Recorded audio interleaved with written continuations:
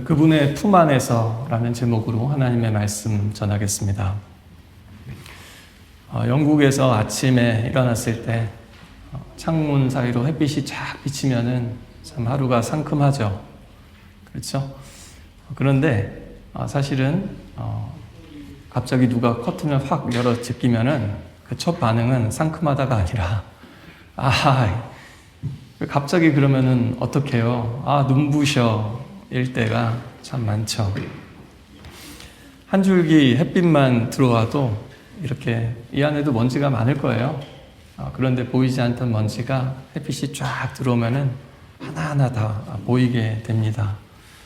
또 거울 앞에 조명이 바뀌면은 내 오늘 피부 상태가 왜 이러지? 라고 하고요. 또 카메라 플래시가 터져서 사진을 찍으면 그 사진 지워달라고 부탁하기도 합니다. 요한은 오늘 빛에 대해서 이야기합니다. 참 빛이, 진짜 빛이 있었습니다. 그 빛이 세상에 와서 사람들에게 비추었습니다. 그랬더니 사람들이 너무 좋다, 화창하다, 햇빛 좀 더 쬐야지, 그런 게 아니라 그렇게 눈을 가리고 거부했다, 받아들이지 않았다라고 말씀합니다. 예수님께서 세상에 빛으로 왔지만 사람들이 좋아하지 않았습니다. 왜 그럴까요? 빛은 새로운 것을 만들어내기보다는 이미 있는 것을 폭로합니다. 우리를 비춰주고 밝혀주는 동시에 감춰있던 것을, 보이지 않던 것들을 드러나게 하죠. 그래서 빛은 생명을 살리기도 하지만 또 우리를 불편하게도 합니다. 거룩함은 거북함을 유발하기도 합니다. 그래서 우리는 주님 빛을 비춰주십시오 할 때는 언제입니까? 내 앞길을 좀 비춰주실 때는 너무 감사해요. 너무 좋아요. 환영입니다. 내가 너무 불안할 때 길을 안내해 주시고, 답이 없을 때 답 가르쳐 주시고, 문제 해결하지 못할 때 그 문제를 해결해 주시는 빛은 우리가 너무 좋아해요. 환영합니다. 그런데 그 빛이 정작 내 앞이나 내 어두운 주변이 아니라 내 마음을 비출 때 있잖아요. 그럴 때는 그것을 환영하는 사람이 별로 없다라는 겁니다. 마치 아이가 엄마가 막 그러면은 가리는 이유는 무엇입니까? 우리 눈이 어두움에 너무 익숙해져 버린 거죠. 그래서 너무 밝은 빛이 갑자기 들어오면 눈이 부셔서 저항하는 겁니다. 때로는 미워하고 그것을 싫어했다라고까지 성경은 말씀합니다. 그래서요, 우리가 거부하는 것은 사실 빛 자체라기보다는 그 빛이 드러내는 나의 진실일 때가 참 많습니다. 그래서 어두움은 그냥 어두움인 게 아니라 사실은 어두움에 익숙해진 우리의 모습일 수도 있습니다. 상처가 있는데 하나님 앞에 내어놓고 치료받는 게 아니라 덮어두고 묵혀두는 그런 습관들, 또 하나님 앞에 열어 제껴야 되는데 예배를 와서도 여전히 가리고 있을 수 있는 말들, 또 성도 안에도 진정한 교제를 오픈해야 되는데 그냥 그럴듯해 보이는 말과 행동으로 포장을 하기도 하죠. 또 나는 원래 이런 사람이니까 라고 하면서 그냥 포기해버리고 체념해버리는 마음도 마찬가지입니다. 또 어떤 사람들은 어느 정도는 친해지지만 깊이 못 들어가요. 왜 그러냐면 더 깊이 들어가면 관계에서 다칠까봐 거리를 끊임없이 둡니다. 또 우리 살면서 계속 바쁘게 분주하게 더 중요한 문제가 있는데 직면하지를 못해서 자꾸 주변에 바쁘게 살아가면서 또 세상의 그런 시끄러운 소음에 취해버리곤 합니다. 그러다가 시간이 가죠. 그래서요, 빛을 거부한다라는 것은 그냥 기독교라는 종교를 거부한다라는 뜻이 아니라 하나님이 주시는 참된 생명을, 기쁨을 거부한다라는 겁니다. 요한은 하나님이 참 생명이시고 그 생명이 사람들에게 비치는 빛이다라고 말씀하셨습니다. 이것은 그 생물에서 말하는 바이오할 때 그 그리스어로는 비오스라고 그러는데요. 그 생명, 생물학적인 생명이 아니라요. 하나님이 주신 생명은 조에라고 합니다. 그리스어로. 그래서 참된 생명입니다. 쉽게 얘기하자면 내가 사는 게 아니야. 이건 뭡니까? 생존하는 상태예요. 살아있는 상태인데 내 진정한 안의 생명은 잃어가고 있다라는 표현이죠. 그 말은 우리가 숨 쉬고 살아가는 것 이상의 생명, 숨 쉴 수 있는 생명, 내 어떤 몸이 반응하고 있는 그 생명 이상의 생명이 필요하다는 겁니다. 그리고 그 생명은 어떤 소유나 내가 취하는 물건이나 이런 데서 오는 것이 아니라 내 어떤 성취나 이런 것에서 오는 게 아니라는 거예요. 그것은 진정한 생명이신 오직 하나님에게서 온다라는 겁니다. 그래서 생각해 보면요, 예수 믿는 사람이 세상 사람들과 가장 다른 게 뭘까라고 생각하면요, 어려움이 없다든지 뭐 시험이 오지 않는다든지 그게 아니에요. 오히려 무엇입니까? 일이 잘 안 풀리고 고난이 닥쳐올 때 하나님으로부터 오는 무언가 그 생명력, 그것이 있기 때문에 세상 사람들과는 다르게 반응할 수 있고 그것을 주 안에서 내 힘이 아니라 하나님의 능력으로 이겨낼 수 있는 것, 이것이 어떻게 보면 예수를 믿는다는 것이고 자녀에게 주신 가장 놀라운 특권이기도 합니다. 그래서 요한은요, 독특한 방식으로 믿음을 설명합니다. 12절 보니까 그분을 영접하는 사람들, 영접하는 자, 그 이름을 믿는 자죠. 그렇죠? 그들에게는 자녀가 되는 이런 권세를 주셨다. 그리고 이것은 스펙이나 혈통이나 이런 것으로 되는 것이 아니라 하나님의 뜻으로 말미암았다라고 합니다. 그래서 영접이라는 것은 문자 그대로 이렇게 받아들이는 겁니다. 받아들이는 거예요. 맞아들이는 거고 환영하는 거고 자리를 내어드리는 겁니다. 그래서 예수님을 믿는다는 것은 어떤 교리를 이해하고 논리적으로 납득을 하고 또 믿는 것으로 이해할 때가 있습니다. 물론 신앙은 어떤 지적인 활동이기도 해요. 예수님을 믿는다는 것은 지성이 필요한 일입니다. 성경 공부도 마찬가지죠. 또 사도 바울이 말한 것처럼요, 우리는 구원에 대해서 사실 제일 중요한 것을 칭의, 의롭다 하심이라는 표현으로 많이 씁니다. 그러니까 어떤 무죄 판결과 같은 법정적인 개념으로 우리가 이해할 수 있다는 거예요. 그것도 정확한 개념이 맞습니다. 그런데 요한은 더 독특하게 예수님을 믿는다는 것은 더 쉽게 얘기합니다. 하나님과 깊은 관계를 맺는 것이라고요. 고아가 자녀가 되는 게 무엇입니까? 그걸 뭐라고 그래요? 입양이라고 하죠. 또 남남이 가족이 되는 것, 부부가 되는 걸 뭐라고 합니까? 결혼이라고 하죠. 그게 바로 언약입니다. 참 빛을 받아서 진정한 생명 안으로 들어가는 그런 관계, 요한은 그것이 구원이다 라고 얘기하는 거예요. 다시 한번요, 관계를 맺는 것이 구원이다 라고 얘기한다는 겁니다. 17장 3절에는 영생은 오직 한 분이신 참 하나님 아버지와 아버지께서 보내신 예수 그리스도를 아는 것입니다. 여기서 아는 것은 뭐라고요? 지적인 것만이 아니라 그런 거 있잖아요. 우리 직장에 누구 있어? 그 사람 알아요. 우리 학교에 누구 알아요? 이런 아는 거 말고요. 같은 시간과 공간 속에서 말을 나누고 생각을 나누고 어떤 감정을 나누고 무언가 같은 일을 하면서 겪게 되는 그런 경험적인 암, 또 관계적인 삶을 얘기하는 겁니다.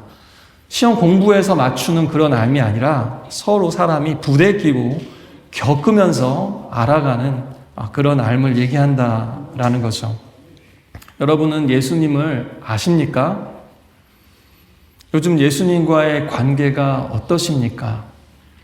오늘 그것을 함께 돌아볼 수 있기를 바랍니다. 우리가 정말 예수님을 계속해서 경험해 가고 있는가? 예수님을 믿고 구원을 받는다는 것은 하나님의 가족이 된다는 거예요. 가족은 경쟁과 보상의 공동체가 아니죠. 은혜와 사랑의 공동체입니다. 그러나 가족 안에도 정의가 필요합니다. 왜 형한테만, 왜 누나한테만, 왜 나한테만, 왜 동생에게만 하고 말하는 거 무엇입니까? 정의를 향한 부르짖음이잖아요. 그죠? 공평하게 대해달라고 할 때. 그럴 때 우리가 가정 안에서도 옳고 그름을 따지고 또 억울하지 않게 또 공평하게 대하는 것이 필요합니다. 그러나 이 정글의 법칙, 세상의 경쟁과 보상의 체제와는 근본적으로 믿음의 세계는 다르다라고 계속 강조했습니다. 무엇입니까? 가족이라는 것은 실패해도 돌아올 수 있는 자리죠. 그렇죠? 또 아무리 울어도 쫓겨나지 않는 자리죠. 또 다 설명하지 못해도 이해받을 수 있는 자리잖아요. 그렇죠? 요한은 바로 우리에게 그런 자리가 열렸다라고 말하고 있는 겁니다. 예수님을 믿는다는 것, 하나님의 자녀로 살아간다라는 것이 바로 그 하나님께서 마음을 여시고 자리를 내시고 우리를 맞아들이셨다라는 겁니다. 문제는 빛이 부족한 것이 아니라 우리가 빛을 거부한다라는 거예요. 빛을 여전히 비추시고 노크를 하고 계신데도 문을 닫고 있을 때가 너무나 많다라는 겁니다. 오늘 다시 한번 눈이 부시지만 거부하지 말고 하나님의 빛을 받고 또 우리 문을 이 시간도 두드리시는 주님께 하나님 제가 마음의 문을 엽니다. 또 저의 생활 가운데서도 늘 하나님을 모시면서 함께 생활하고 싶습니다. 다짐할 수 있길 바랍니다. 두 번째로는요. 그분의 우리가 빛 앞에서 살아갈 뿐만 아니라 그분의 품 안에서 살아간다는 겁니다. 요한복음 1장 18절에는 지금까지 아무도 하나님을 본 사람이 없었습니다. 그러나 아버지 품에 계시는 독생자께서 하나님을 알려주셨습니다. 라고 말씀합니다. 하나님을 본다라는 것은 죽음을 감수하는 일이 되었습니다. 원래는 에덴 동산에서 하나님이 동산에 거니셨다 그러죠. 그리고 아담아하고 부르셨던 것처럼 하나님과 대화하고 소통할 수 있었습니다. 그러나 죄를 짓고 나서 그게 깨어졌죠. 그래서요, 하나님의 품이 우리에게 열렸다라는 것은 다시 하나님과 관계가 가능해졌다, 함께할 수 있게 되었다라는 겁니다. 그래서 품이라는 것은요, 문자 그대로는 가슴, 품, 또 그 유대인들이 식사할 때 가장 옆에 앉는 자리를 친밀하게 또 기대서 먹었거든요. 그래서 이 가슴이 맞닿는 자리, 그 자리를 얘기합니다. 가장 사랑하고 신뢰하는 그런 자리를 얘기합니다. 예수님께서는 하나님의 품 안에 계셨다고 그러잖아요.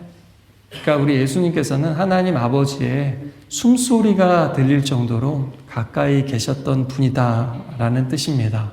근데 그분이 이제는 우리가 주님의 숨소리를 들을 수 있을 정도로 사람이 되셔서 우리 앞에 오셨다라는 겁니다. 여러분, 우리는 카톨릭의 마리아 숭배를 우리는 거부하죠. 그렇죠? 그 조각상을 놓고 기도하고 이런 것을 우리는 우상 숭배를 거부합니다. 그런데요, 마가렛 마일스라는 여성학자가 예술에서 종교적 상징으로서 여성의 가슴을 연구한 저서가 있습니다. 가슴의 세속화라는 책이 있는데요.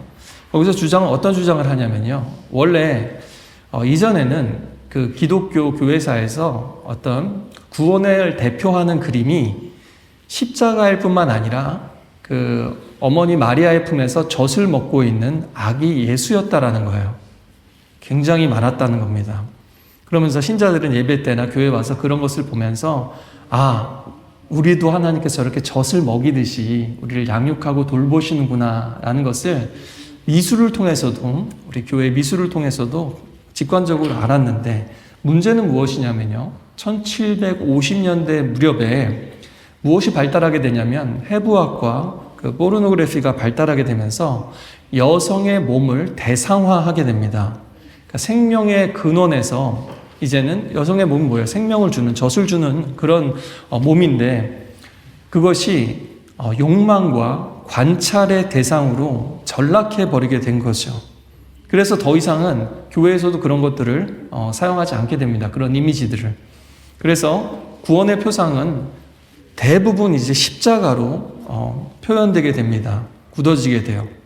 그런데 요한복음 1장 18절에서 아버지의 품이라고 할 때는요, 바로 이런 마치 젖 먹이는 자리처럼 가장 가깝고 부드럽게 양육하는 그런 자리를 말하는 겁니다. 그런데 이 시대에 그런 그림을 가져오면은 성적이라고 생각하고요, 사람들이 노출이라고 생각한다라는 거예요. 그래서 그런 진정한 친밀함에 대해서 우리가 어떤 그 가리는 벽이 생겨버렸고, 또 그것을 실제로 보여주면 그 친밀함을 쉽게 오해할 수 있는 시대를, 그래서 그 하나님과의 그런 친밀함을 잊어버리게 되었다라고 주장합니다. 정말 들을 만한 이야기예요. 구약에서도 하나님은요, 사실 이스라엘을 품고 양육하는 분으로 묘사합니다.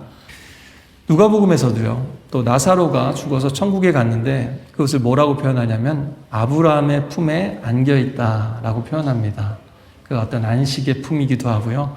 그 품에 안겨있는 것 자체를 구원, 천국에 간 상태로 묘사하고 있다라는 겁니다.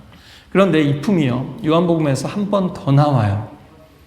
이 초반에 나오고요. 언제 나오냐면요, 마지막 유월절 식사할 때 나옵니다. 13장 23절에 보니까 예수의 사랑하시는 제자 하나가 예수의 품에 의지하여 누웠는지라. 이걸 보면은 사도 요한이라는 걸 알 수 있는데요.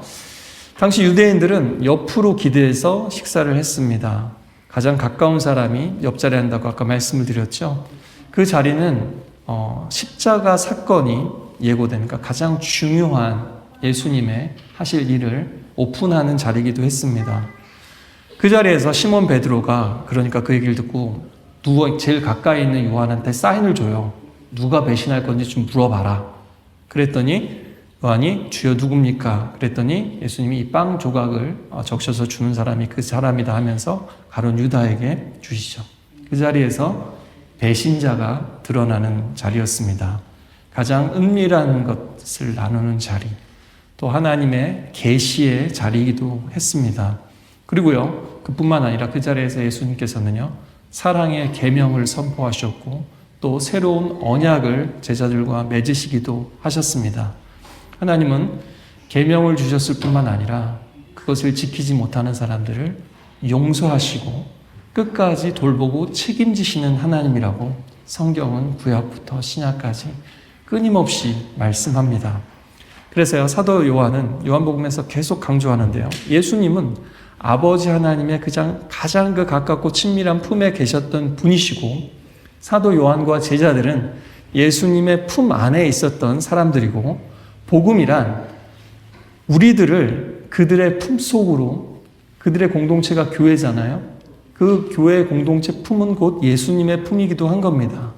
거기로 모든 사람들을 초대하는 이야기라고 말씀합니다.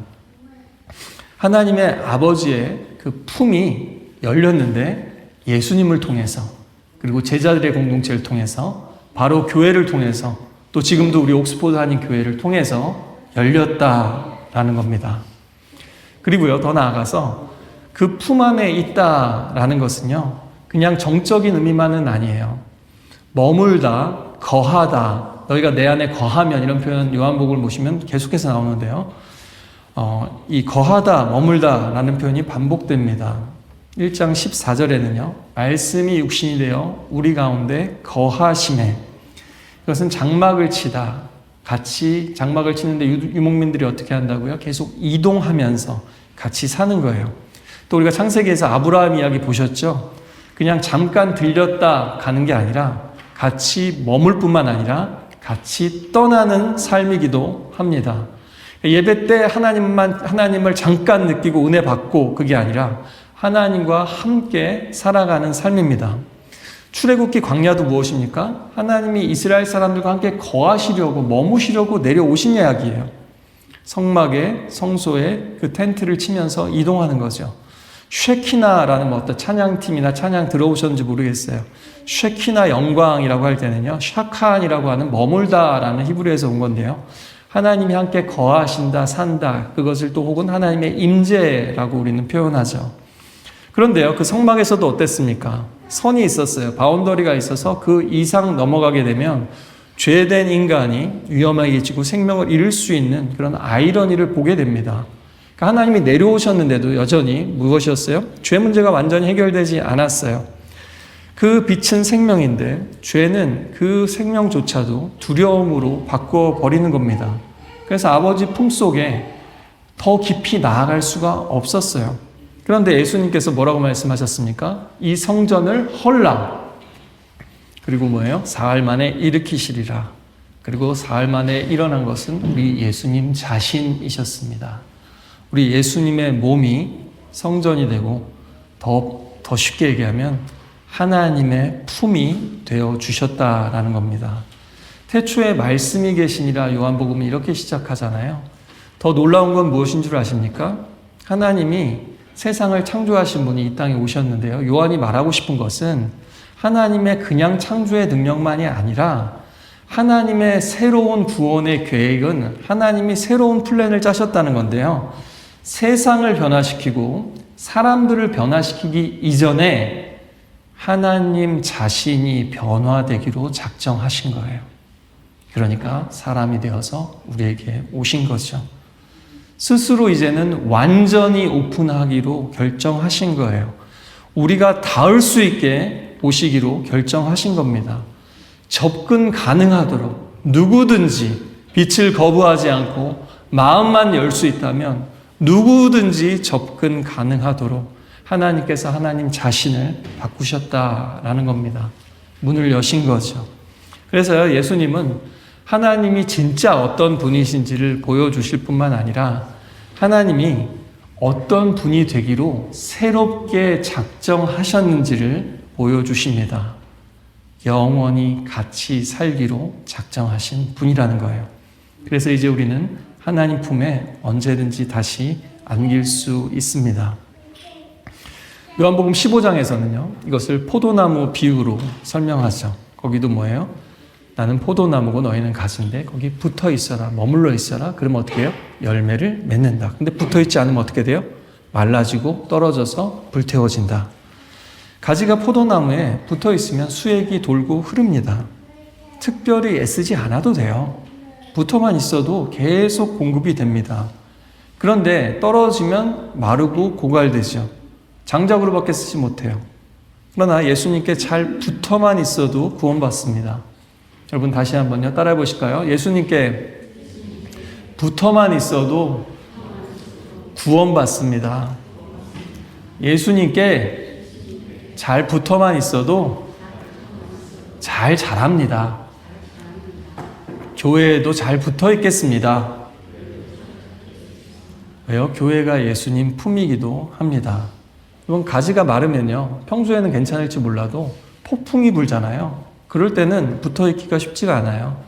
그러니까 어느 날 갑자기 시험이 와서 떨어지는 게 아니라 사실은 이미 그 전부터 속이 말라 있는 경우가 많았다라는 거죠.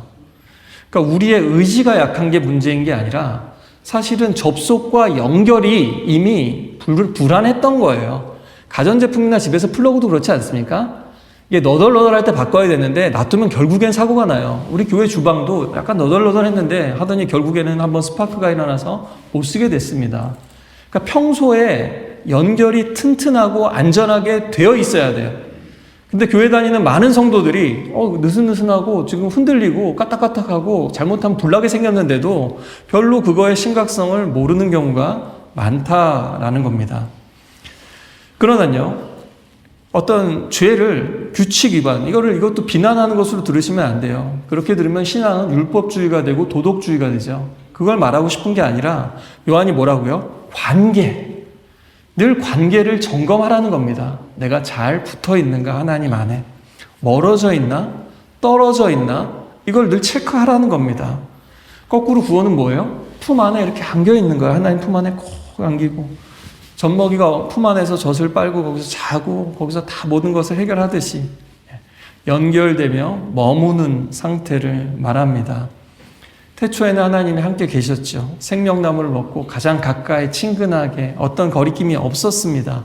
그런데 선악과를 따먹고 어때요? 생명을 잃었을 뿐만 아니라 죽음을 얻게 된 겁니다. 단절됐기 때문이에요. 하나님과 끊기고 사랑이 단절되고 기쁨이 단절되고 생명도 단절되고. 그런데 이제 예수님이 다시 오셨다라는 것은 그 관계를 다시 시작하고 생명을 다시 공급받을 수 있게 되었는데 잠깐 그때가 아니라 영원히 말입니다. 영원히. 하나님과 함께 가고 서고 머물러 살아가는 관계는요, 그냥 죄 용서받았습니다, 천국 갑니다, 끝이 아니라는 거예요. 하나님의 품 안에 늘 안기고 세상 속에 가지만 세상 속에서도 하나님 품 안에서 살아가는 거고요. 또 주일날도 다시 한번 꼭 주님을 껴안으려고 나오는 겁니다.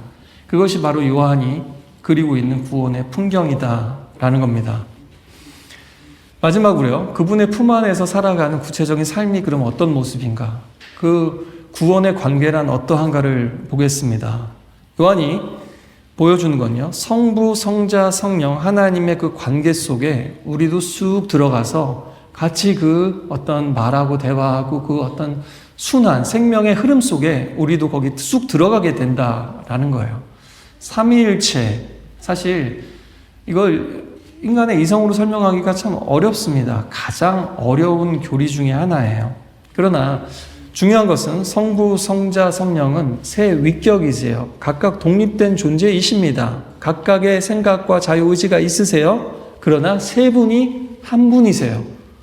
이것을 수학적으로, 이성적으로 설명하기 어렵죠.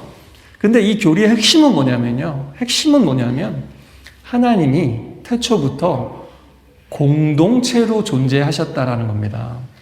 공동체로. 다른 말로 하면요. 하나님의 정수는 뭐냐? 관계에 있다는 관계.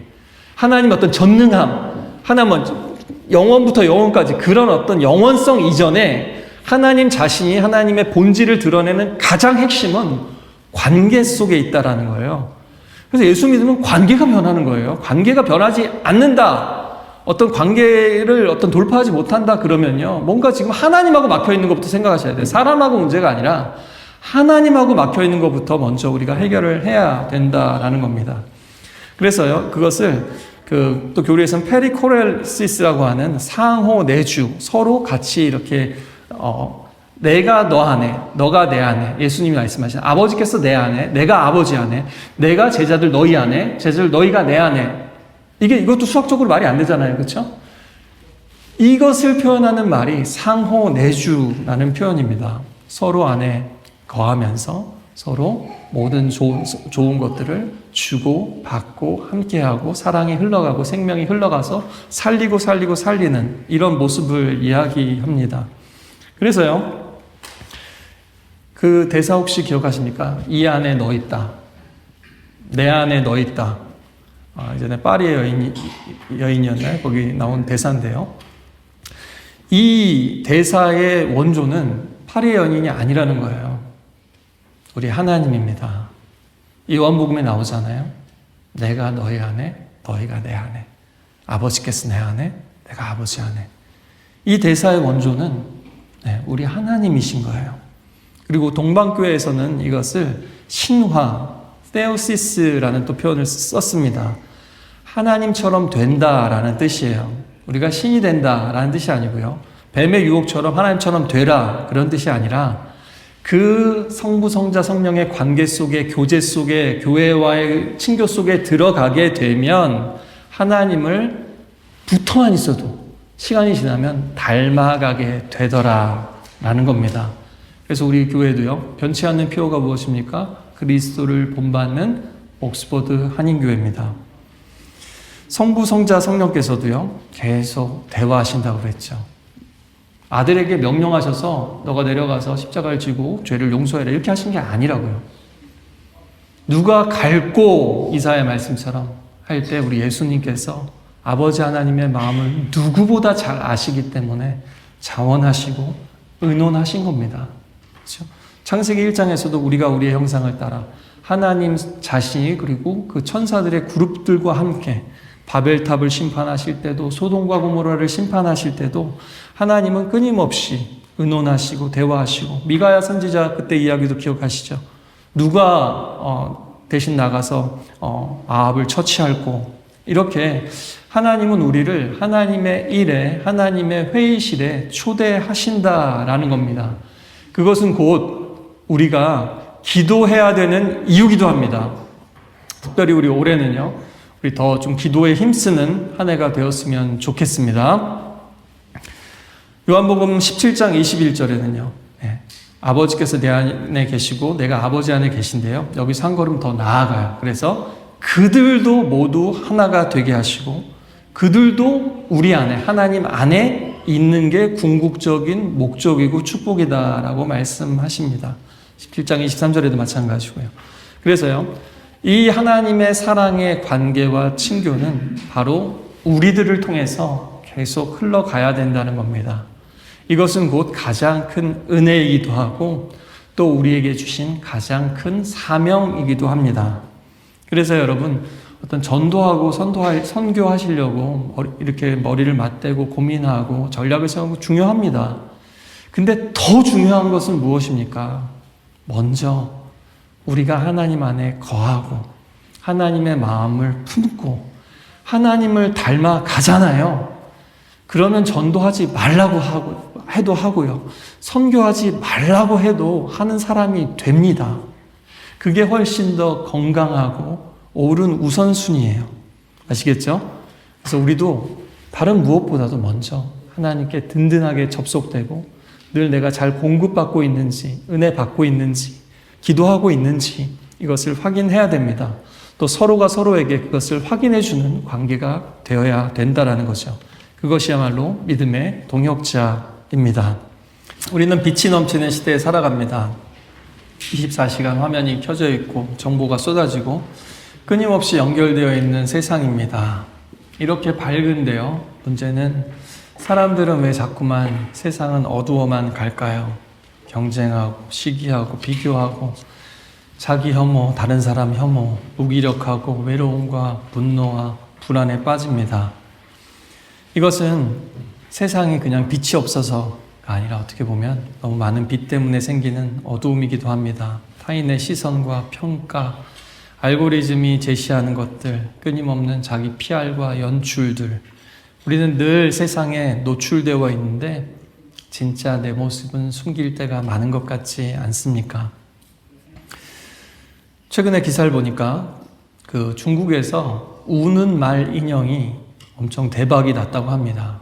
봉제 인형이 할 때 원래 웃음이 이렇게 있잖아요. 코가 위에 있잖아요. 저 보시는 것처럼 잘못 거꾸로 이거를 봉제를 한 거예요, 우연히. 근데 오히려 저게 굉장히 사람들한테 큰 인기를 끌었다는 거예요. 이유가 뭐냐라고 했더니 직장인들이 중국에서 저 말의 모습이 직장에서의 내 모습 같다라고 느꼈다라는 거예요. 거기에 자기가 이입이 된 거죠. 여러분, 이것이 어떻게 보면 또 어떻게 보면은 각자 한 방향을 보면서 외롭게 있지 않습니까? 같이 군집해서 있는 것 같지만 저걸 보면서 저것이 바로 현대를 살아가는 우리들의 자화상은 아닐까. 또 만약에 우리가 교회를 다니는데 저런 모습으로 살아간다면 얼마나 하나님이 속상해 하시겠습니까? 그러나 오늘 요한이 보여주는 진짜 모습은, 우리의 자화상은 무엇입니까? 목자의 품 안에 안겨있는 어린 양. 너무 이미지가 비교되잖아요. 그쵸? 몰려있지만 씁쓸하게, 그쵸? 울고 있는, 우는 것조차 다 표현을 못하는 것 같아요. 직장에서, 그쵸? 누가 웁니까? 그쵸? 그러나 저 목자의 품 안에서 평안을 누리고 엄마의 젖을 다 빨고 편안하게 자는 천사 같은 아이. 또 여러분이 오늘날 그 디즈니 영화 보면요, 그 안에 부모가 없어요. 그렇지 않습니까? 디즈니의 주인공들은 대부분 부모가 없어요.